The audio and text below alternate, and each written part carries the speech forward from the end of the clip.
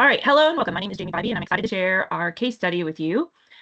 We worked on this project together as a team. We had Samantha Daywood, Colt Ryan, and Cynthia Sledge.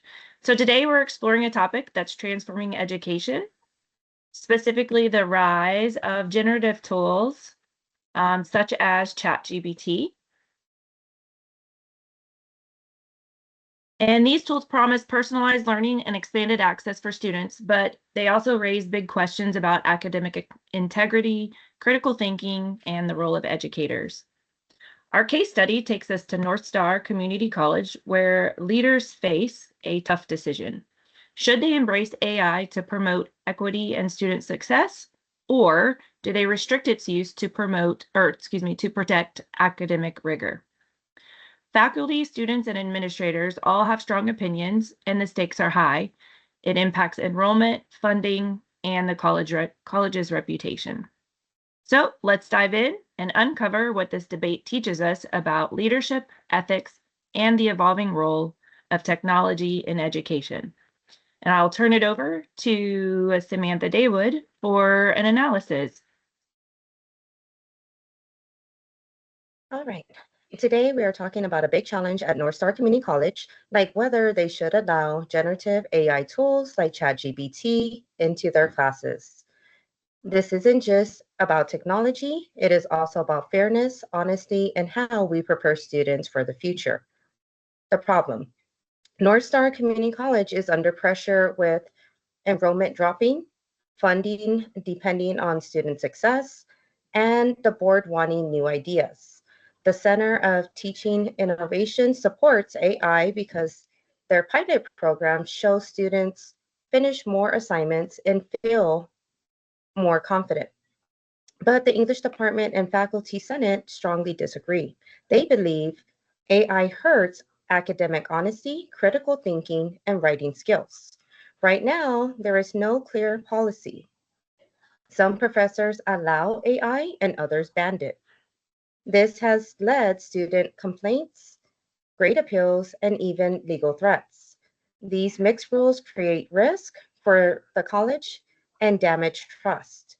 At the heart of this issue are bigger questions such as tradition versus innovation, fairness versus rigor, and faculty freedom versus consistent rules. Dr. Patricia Chen, the vice president of instruction, must find a solution that is fair, practical, and ethical. The analysis, right? The debate raises important, critical, ethical issues. Ronald Reborn has the book of Ethics and Educational Leadership and gives a helpful guide. Reborn says leaders should act with integrity, fairness, and respect for everyone. Decisions should consider both duty to keeping academic standards and results and helping students succeed.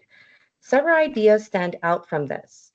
First, we have justice and fairness. North Star serves many first generation students. Blocking AI could make learning harder for them. Second, open discussion. Reworth says leadership should include all of the voices when making the decisions. Third, prudence and foresight. Leaders need to think about long-term impacts of banning AI. And finally, ethical use of power. Dr. Chen must lead without forcing decisions and build trust instead.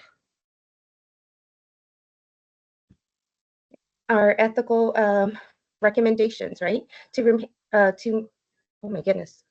The main tensions are clear: honesty versus equity, freedom versus consistency, and short-term rules versus long-term readiness for AI-driven world. If North Star Community College doesn't act, it's risk lawsuits, bad publicity, and lower student success. Reborn warns against quick fixes. Instead, leaders should use careful, inclusive planning. So what we recommend for North Star Community College is starting with an AI literacy program to train faculty on ethical AI use. Also, making fair, consistent policies so everyone knows the rules and are on the same page to reduce confusion. Lastly, use open communication to build trust and teamwork. In short, this is more than a technology decision. It is about leadership and ethics.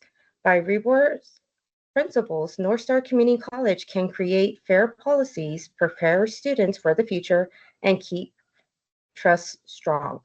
The choice will the choice will decide if North Star Community College becomes a leader in innovation or stays stuck in conflict. Thank you. Let's hear from Ryan. So to recap the case study that we have as our group, the decision that Dr. Chen must make is one that has to be made while, paying respect to the humanity of the situation, and she has to balance the organizational pressures with competing interests. The stakeholders being like the board of trustees and people like that, they would like to see student success at a higher rate so that they could help secure the funding. um, but also the tenured professors at the college, they're against the adaptation of the AI. So while she's facing these critical differences, she has to make the decision that it will, for one, keep her in the position that she needs to be in, to where the school itself is succeeding and the students are succeeding. Um, but she also has to make sure that all parties that have shares in this school are taken care of. There's policy compliance and moral courage. If she decides to go with the, let's say, easy route and decides to ban AI because the most tenured professor there says that they shouldn't be able to use AI, then she loses the support of all the innovation, and that she loses the support for the progress and potential successes of the students and the faculty and staff. So she's in a really tough predicament with support for innovation and support for tradition. Um, so I'll pass it to Cynthia now so she can go over the next section.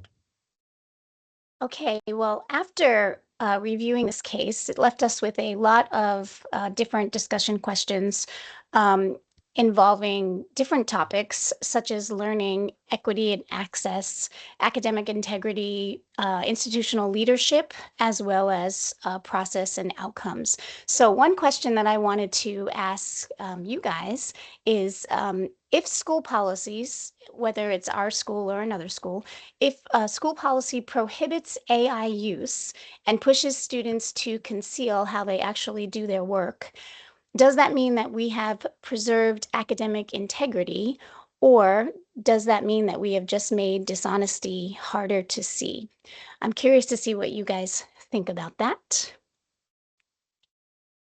I think from my perspective, when you're looking at any integration of something new, whether it's technology, a new curriculum, anything like that, and especially if it's something that's could be used in a way that looks like cheating or something to push you in a way that might give you leverage over other people, it's always important to find the way to put it in with integrity. Because I see it as people are going to do what they are going to do. So I feel like if you just cut it out completely and you say this is just not allowed, um, you're just making the dishonesty harder to see. And like our kind of what we've talked about is, putting some things in place to train educators along with how to ethically use AI, and putting that out to the student population. Maybe that becomes part of the curriculum, in programs, right? Like as part of an ethics class, now we're also taking, learning and taking information, so we know how to use AI ethically. Right, I agree. I agree. Anybody else? just to kind of go off of what she said, in other classes, I've seen research that shows students aren't actually using it to students aren't actually using AI to like do their work. They're using it to help understand what the professor's assignment was or reword a paragraph out of a textbook that they couldn't quite understand. I think it's a tool that is definitely, I mean, at this point in technology and in nowadays education, I think it's almost necessary to embrace the adaptation and adoption of AI because I mean, it's everywhere. I just got a new laptop the other day, and as soon as I opened it up, it was, "Hey, welcome to Gemini. Like, what can I do for you?" And I'm like, "Well, I don't know. What can you do?" You know, Yeah. everything Right. we do now in education and in life has some form of AI with it. So I think Mhm. that if we just like Jamie said, if we just said, "Hey, you can't do this. It's a no-go." People are still going to find a way to use it even though they're not supposed to be using it. And then it's just going to be it's making it harder to catch on Mhm. to those dishonesty situations. Yeah. Right. And I think it's just like you both said, it's a tool. It's not meant to replace learning. It's meant to Mhm. assist with learning. And if we don't teach them how to use the tool, then, you know, I mean, they're going to learn anyway, right? So Yeah. let's teach them. Let's teach them the right way. Let's teach them the ethical way. Yeah. Mhm. So, yeah, Yeah. just interesting. Okay, so some other questions that that I have just to leave you with to maybe think about.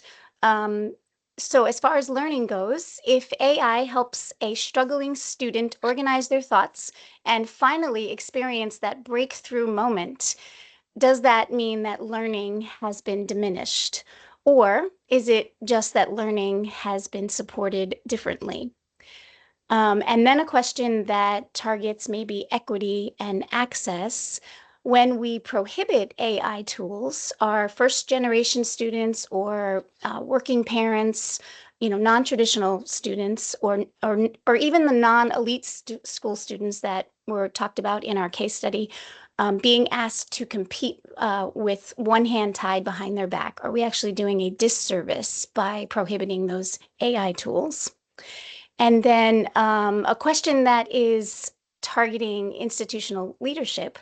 When we talk about faculty autonomy, whose autonomy are we protecting? The tenured professor who has that 28 years of experience, or the adjunct instructor who sees AI helping her students but feels afraid to formalize it?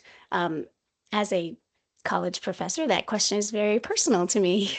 And then the last one, process and outcome. If a college implements a thoughtful, inclusive policy through transparent dialogue, which is very important, but it turns out to be the wrong policy, is that actually better than forcing the right policy through a top-down mandate?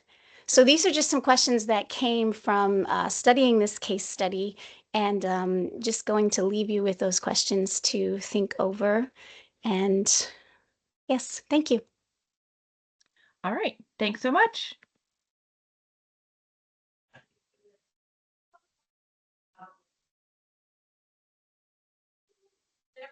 Okay, done.